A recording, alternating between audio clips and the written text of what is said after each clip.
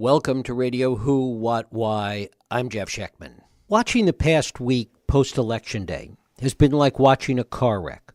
We know we shouldn't look, but we can't help but be curious. The key difference here is that the wreck affects us.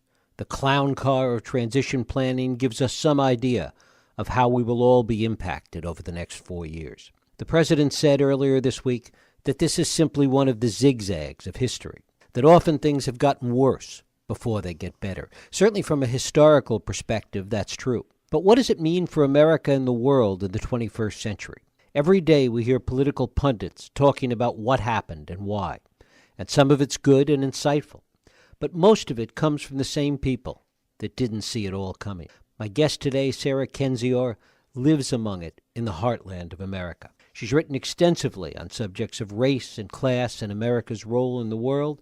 She recently published a book of her essays entitled The View from Flyover Country, and she writes a regular column for the Globe and Mail. It is my pleasure to welcome Sarah Kendzior to Radio Who, What, Why. Sarah, thanks so much for joining us.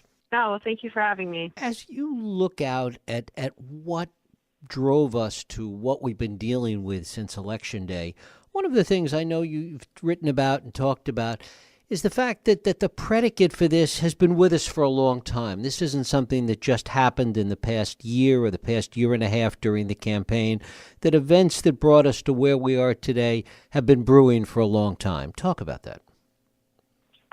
Yes, that's true in multiple respects. In terms of Trump and his popular support, I do live out in St. Louis, in Missouri, and the recession never ended here. People are extremely frustrated with their economic situation. It's been very difficult for people to hold on to middle-class jobs. And so that kind of popular economic discontent that both Trump and Sanders and eventually Clinton heavily emphasized is important. It's not the only thing. Obviously Trump has run a very racist and bigoted campaign, a sort of white nationalist campaign reminiscent of dictators.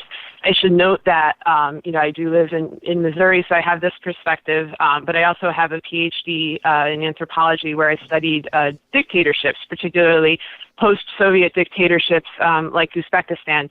So I'm an expert in that field as well. And many of the things that Trump did throughout his campaign reminded me very much of the dictators that I've studied in terms of, his demagoguery, his use of spectacle, his manipulation of the media, and his manipulation of the masses, who I think have, those who voted for him, I think have signed on for something that they don't really want. I don't think he's going to fulfill their promises to his promises to them in order to improve their economic livelihood or keep them safer.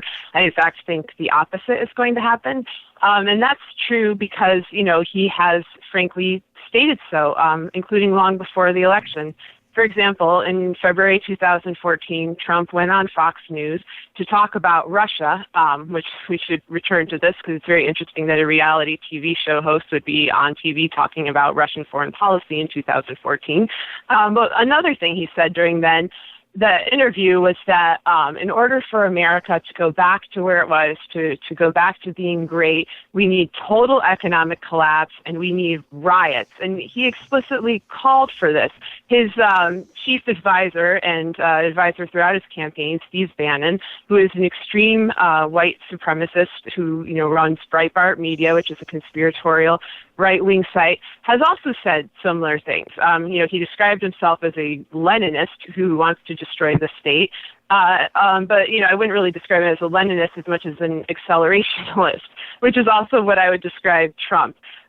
So there's a lot of, there's so many factors going into this. It's a little bit head spinning, but I've been tracking it all year. I became very worried throughout the year that Trump would indeed win. I know the polls said he wouldn't, but I noticed both the genuine popular support that I saw among people here in the center of the country, but also a lot of manipulative tactics that remind me very much of how dictators take power.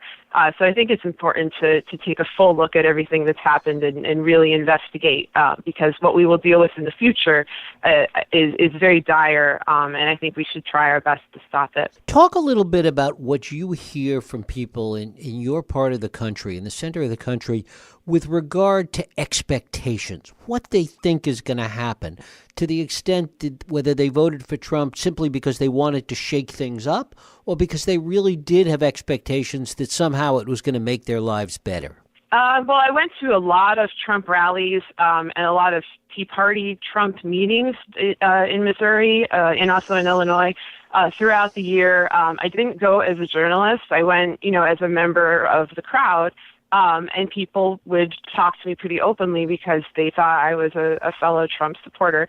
And so, one thing that needs to be clear is that this is not a monolithic group of people. There are some people who really are, very bigoted, who are anti-immigrant, who, are racist. All of that is there. There are others that are just very desperate. They feel like their needs have not been addressed by the Democratic Party, by Obama, and often by the GOP as well. I think that this is completely accurate. I mean, since 2008, it's been a struggle to live out here and to make ends meet. And so I think that, we're at a point where people feel, so desperate and so enraged that they're willing to listen to anybody who is, very actively stating that he's concerned for their welfare, that he's going to return their lives back to when it was good. And that especially they would have steady jobs and work again and a feeling of safety and inclusion in American life. And so, that feeling is very understandable. Donald Trump is not going to do that. He doesn't actually understand or care about people in this part of the country. He has had his whole life, as a billionaire of major influence and of political influence to care about what happens to people out here. And all he's done is shake people down. He's done that all over the place, like everywhere from Atlantic City to Gary, Indiana, and he's about to shake down the entire country in a very kleptocratic way. I think by privatizing resources, by, not bringing jobs, by making people feel more desperate. And that kind of desperation can lead to ethnic violence and can lead to hate crimes, especially when it's you're being prompted towards those hate crimes explicitly by the administration. In the hiring of Steve Bannon and others, he's saying that this is sanctioned behavior now, that it's okay for the president to be backed by the Ku Klux Klan, that you can get away with treating non-white people in a completely derogatory, cruel, and often barbaric fashion. His promises we should expect him to carry them out. A lot of people were doubtful that he would do things like make a registration list of Muslims or do mass deportation because, these are the kind of tactics that happen in dictatorships. These are the kind of things that don't happen in the United States. We have had atrocities in the United States, but, we usually prefer to not talk about them or brag about them so openly. He's openly saying he's going to do this. He said it throughout the entire campaign, and he's now making these plans.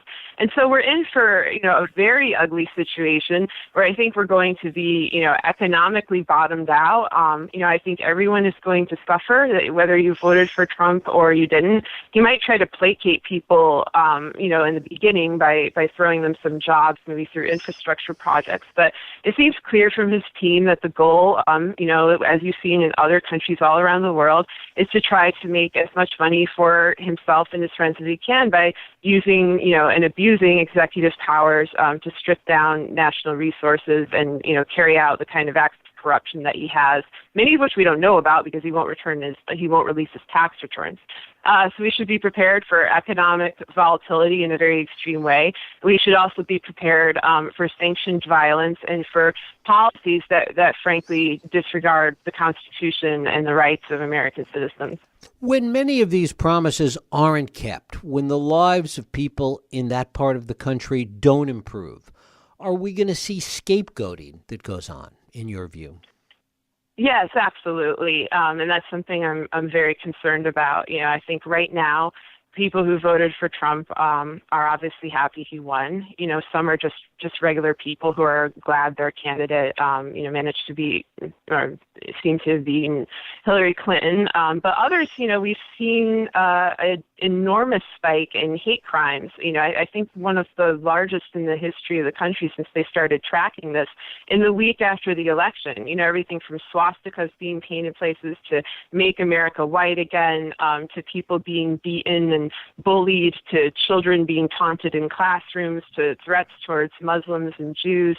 It's very disconcerting. There doesn't seem to be much reaction in our government to stop it. Leaders are not speaking out very strongly about it, with a few exceptions. And I think it's very interesting that one of those exceptions is Harry Reid, who's leaving the government. He spoke out in the strongest way. And so you kind of have to wonder, why isn't Obama and, why aren't Obama and other leaders being more forceful when there's a real stated threat from the president-elect and his team to average American citizens, and that this threat is being carried out in a populist way and will eventually be carried out, with the law itself, with executive power itself.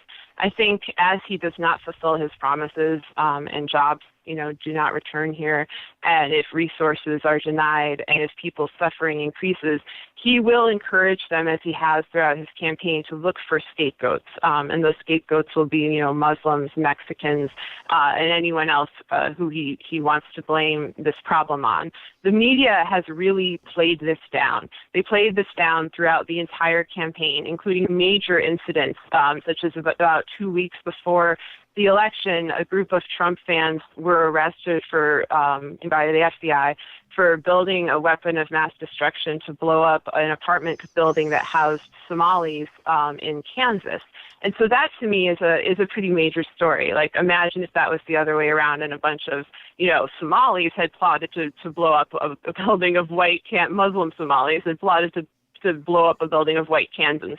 It would be everywhere. But you probably, I don't even know if you heard about it. I don't know if your listeners have heard about it, but you can look it up. The Kansas City Star covered it pretty extensively. So there's something going on in that a lot of this seems to be sanctioned by the media, sanctioned by the government, and it's extremely reminiscent of dictators, both past and present.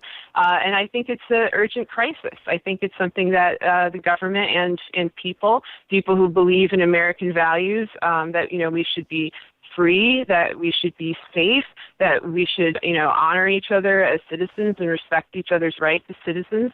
Anyone who cares about that should be very concerned right now and be contacting their representatives and speaking out and trying to amass as much, mobilization against this kind of sanctioned brutality as possible.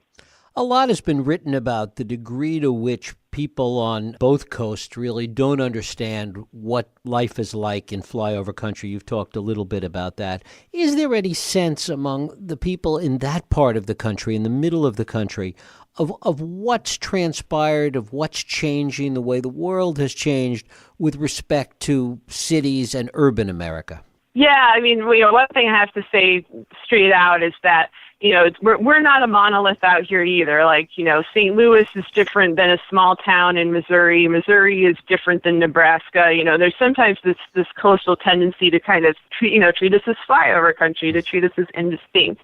What we do have in common, though, as a region is that, yes, our concerns are ignored. They have been for a long time.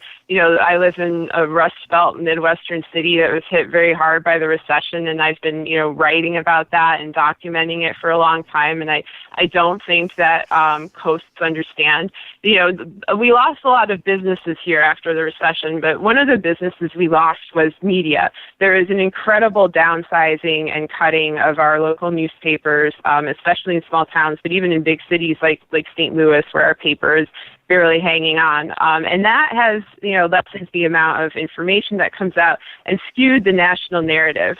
People tend to rely much more on cable news outlets, on national news outlets. And right now, 1 out of every 4 journalists is currently living in 3 expensive coastal cities. And when that happens, you get a very skewed and distorted view of what the average American is experiencing. And I think that this, comes across to people as apathy. They get very frustrated. They feel like their very legitimate concerns are not heard. And that provides an opening for a dangerous demagogue like Donald Trump to come in and pretend to be the one who cares. but it's a great irony because he is, in fact, a New York billionaire elite. He's stocking his cabinets with other billionaire elites. He is not concerned with what's going to happen to us out here, and we're already suffering out here, and I think our suffering is going to get worse, and that's a great shame. So, I call on elected officials out where I live to take the threat of Donald Trump and his administration very seriously, to remember that they were elected to serve the people, and that, they haven't been doing that well for the last 8 years, but I think a lot of people will be willing to cut them some slack if they could intervene now and derail what is an extremely dangerous situation. To what extent is there an understanding of the way in which the world has changed as a result of technology and globalization, and that in many ways the genie can't be put back in the bottle? There's lots of talk, of course, about manufacturing and jobs lost. In terms of manufacturing output, really, it's higher than it has been in a long time. The difference is it takes 1/3 of the amount of jobs to do that manufacturing today. To what extent is there an understanding of these fundamental shifts? I can't speak for other people. I can just speak for myself and how much I observe that being covered and discussed by the news and by public officials. And I don't think it's discussed as much as it should be. I do fear automation. That is how a lot of workers lost their jobs. Trump emphasized outsourcing, but a lot of what's changed the economy over the last 8 years has been, internet shopping, the closure of local stores and malls, and people that used to work there now being unemployed. I think we're going to see the rise of a lot of automated technology that will replace workers. Some of Trump's key allies are Silicon Valley people who have kind of a libertarian philosophy and, don't particularly care about workers. They're just interested in the technological aspect, and it doesn't really have they don't seem to have a moral obligation to think about who this is going to hurt and what's going to replace it. And I think that, this is dangerous. I think there are other policies that would make a lot more sense, including raising the minimum wage and also creating jobs, in this new economy for blue-collar workers, and eliminating the kind of credentialism that new jobs often require. Now jobs that you didn't need a college degree for a few decades ago, you suddenly need a college degree, and a college degree is suddenly incredibly expensive. And so that leaves a lot of people locked out of the job market. I don't see Trump, really understanding this. I don't think a lot of people understand this, but what everybody does understand is the desperation that this inspires. And whether that desperation can be put to good use, as in, nullifying it and giving people jobs, giving people a good life, giving people the opportunities that they've deserved, and, eliminating their hardship, that would be great. But I think Trump sees this as an opportunity to exploit people's pain and hardship. And if that hardship increases, we've seen throughout history the way people turn cruel when they're suffering, the way people who thought that they would never, ever do something to another human being can be led to do that if their economic situation is dire, if they feel like they can get away with it by law, and if they feel like they're part of a mass sort of mob movement. Human beings are very susceptible to this. It's not a case of are you good or evil, but is the action you're taking good or evil? Are you willing to abide evil? Are you willing to just stand by while other people are going to get hurt? And so, I'll just say right now that if you are going to stand by and watch Trump do the things that he's planning to Mexicans and Muslims, and think that it's not eventually going to happen to you, because you're white or because you're someone who voted for him or supported him, it will happen to you, because the only person that he cares about is himself and his very rich elite backers, and they are going to strip down this country, and you're going to lose even more than you have. So, I have no animosity towards the Trump voters. I obviously don't condone the bigotry and the racism that many have expressed, but, they're my neighbors. They're my fellow people in Missouri, and I see where a lot of them are coming from. And so, I hope that everybody heeds this warning, because things are going to get bad. And as Americans, we need to look out for each other, and we need to look out for our country. When we look for historical precedent for this kind of dislocation and this kind of reaction. Talk about what you see. Yes. It's interesting if you study authoritarian states and a regime knows that it's going to have, fairly absolute power over the people, they often stop being subtle about it. They often start leaving out, what we call tells, so that people can understand what's going on. People who are savvy to these regimes can understand what's going on because they recognize these historical parallels. So when Trump is saying America first, which was a fascist slogan, when his advisors are talking about making the trains run on time, which is associated with Hitler, when they're talking about draining the swamp, which is a phrase that came from Mussolini, when Trump is tweeting Mussolini, when he's tweeting pictures of, Jewish stars next to piles of money, and then you combine that with his actual administration, which includes people who have, supported neo-Nazis, even right-wing, extreme right-wing people like Glenn Beck have come out and said that Steve Bannon is a neo-Nazi. I think, quite honestly, and I don't mean to frighten people, that we need to prepare for the worst. When you start hearing about them making a registry of Muslims, that should make you remember that there was a registry of Jews. And there's this attitude that America is exceptional, that it can't happen here. It can happen anywhere. All the countries that thought that this could never, ever happen, that people would be good, that their government would never betray them like this, they found out the hard way that it can. And so I think it's really important that we confront this very frightening reality. And it's not a fantasy, it's a reality now. He's the president-elect, and soon he will have the power to carry out this. And we need to stop it. We need to stand up for each other. It's not a matter of partisanship at this point. It's not a matter of, getting Hillary into office or something, but just stopping cruelty, stopping sanctioned, violent, anti-constitutional acts that greatly hurt the American public. Because once this gets going, if you look at the history of fascist or authoritarian states, it moves extremely quickly. It seems to be that everything's normal, and then little things creep in, and then once they have power, they will abuse it. And so we also need to look at the institutions that are supposed to keep this in check.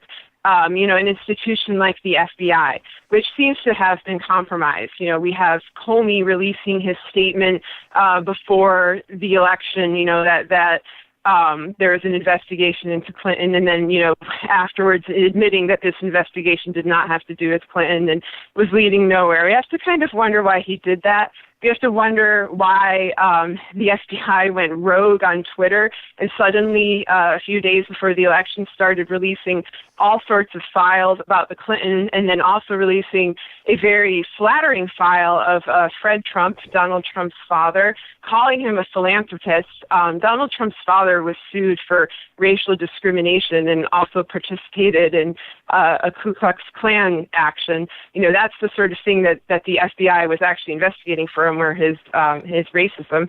That's not the way the FBI presented him. There seems to be, warring factions within some of our institutions. Again, I studied authoritarian states for a long time, you can look for tells. The CIA inexplicably tweeted out a picture of, I think it was Hitler's China, followed up by a little historical anecdote about Hitler's collaboration with Russians. I don't know how to really interpret this. The CIA, of course, is a place where they do this sort of subtle stuff for a living. They're trained to look for it in other states when they're analyzing the social media and data of other countries. They look for signs like this, like what are people actually saying? And so I feel like that, in little small things like that, you can see our institutions releasing some sort of sign. And it's important to try to distinguish whether that sign is an SOS, like a kind of warning, or whether it's saying, we will be complicit in these actions. Because our best bet to stop these horrendous policies from being carried out is for them to be blocked, by organizations that have, in the past served the country. For example, the FBI was the one who, took down that group of men in Kansas, those 3 Trump fans who were planning to blow up that apartment of Somalis. If they're not going to stop those actions, we're in deep trouble. So there really needs to be a congressional investigation into what exactly is going on, into whether the election has been compromised by Russia, as Lindsey Graham has stated, as John McCain has stated, as many others have stated, particularly given Trump's ties to Russia, the role of Paul Manafort, who has, helped elevate dictators all over the world, but especially in Ukraine in collaboration with Putin. This all sounds like a spy novel. I think it's kind of hard for people to swallow that this could really be happening. But I would never say this unless I was very sincere. And as I said before, I've been studying this for a long time. So I think it's really something that our government should get on investigating. And I would urge citizens to call their representatives. It doesn't matter if you live in a blue state or a red state. Just call because, you want an investigation into potential corruption of Trump, his administration, and this election, and especially foreign interference, and what exactly is happening with our American officials. Because I think if there's public pressure, then maybe people will speak more freely and respond. And finally, Sarah, is there anything that gives you reason for hope? Anything that gives you cause for optimism, given where we are today? I'm not hopeful at all about what the administration will do. I know it's going to do terrible things. What gives me hope, and I'd like to say that we should be pragmatic before we're hopeful. We should be mobilized and organized before we're hopeful. But of course, you have to have hope in your heart. And I've studied a lot of terrible regimes, in history and in the present day. And I've seen that when people band together and they do what's right and they stand up for their fellow Americans and they are willing to confront the darkness ahead and work very, very hard, that they've managed to save their country, they've managed to save their countrymen, and they've managed to work and rebuild and make it a better place. America has been in a bad place for a long time. We've had 2 terrible wars. We've had a shattered economy. The situation that allowed this to happen, that allowed Trump to come to power, was not just, he moseyed on in. Like, we were vulnerable to this. So we have a lot of things that we need to fix, but we will be unable to fix them under this present administration. People keep saying wait until 2018, wait until 2020. I don't think we have that much time to try to mitigate the damage that he's going to do, because it will be extreme and it will move very quickly. So really the time is now. The time to call your representative, to mobilize with your community, to look out for your neighbor, and to think, what kind of person are you? What kind of country are we? What does it mean to be an American? What does it mean to be a good citizen? What does it mean to be a patriot? And to me, that means, you stand up for each other. You work for each other. And if your government is doing something that you find morally objectionable, that seems unconstitutional, if your government is not being transparent, if it's, putting open white supremacists as the chief strategist, you should say, yes, this is not normal. This is not American values. And then go from there and, work with your own communities locally, and also try to contact people nationally to share your concerns. If you are concerned about this, and I really think you all should be. It's not partisan. If you're a Republican listening to this, you're just as susceptible to these things as a Democrat. There's really nobody who's immune except for the team of wealthy elites and backers that are with Trump. And I'd add there that his appointment of his family members into, getting clearances and being part of the administration is something you see all over the world in dictatorships. It's just such a flagrant sign that the person in power is not serving the country, but is serving himself and his family, and is abusing executive power in order to accumulate more wealth. And we don't know Trump's financial situation because he never released those tax returns, which was also unprecedented. So these are all concrete things to watch out for. I've been posting about them a lot on my Twitter account, which is Sarah Kendzior on Twitter. So you can go and find a wealth of information if any of this is new to you, which it might be because the media really isn't reporting on it as extensively as I'd hoped they did. And I think it's very important that citizens become informed. Sarah Kendzior, I thank you so much for spending time with us here on Radio Who, What, Why. Well, thank you. Thank you. Thank you for listening and joining us here on Radio Who, What, Why. I hope you join us next week for another Radio Who, What, Why podcast. I'm Jeff Sheckman. If you like this podcast, please feel free to share and help others find it by rating and reviewing it on iTunes. You can also support this podcast and all the work we do by going to whowhatwhy.org/donate.